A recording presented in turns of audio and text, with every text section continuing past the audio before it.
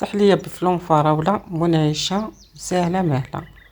أول حاجة صلوا على رسول الله عليه أفضل الصلاة والسلام. نبداو على بركة الله.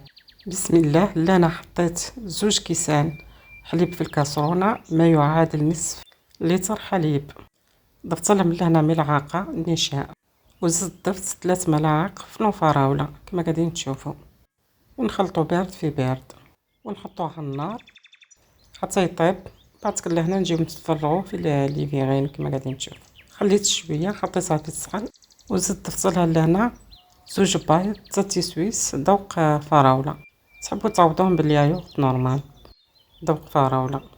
وزدت معاهم لهنا نصف كاس شانتي ونصف كاس حليب يكون بارد، ومن بعد نخلطهم مليح بالباطيره حتى يطلعوا. نرجعوا لهنا الليفيغين تاعنا بعد ما بردوا. لهنا عندي هذا البسكويت بذوق الفراوله، نتفتفو هكا شويه ونحطوه من الفوق كما قاعدين تشوفوا، ونزيدو نحطو عليه الكريم هذه بعد ما طلعت. شوفوا كيف ولات كالميرانغ، ونعدلو هكا السطح تاعها جيدا.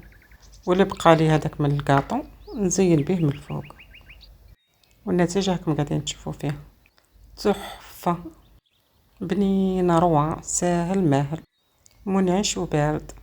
اذا عجبكم لا فيديو ما تنساوش تدعموني في القناه وديروا لي شير ليصلكم كل جديد. شكرا.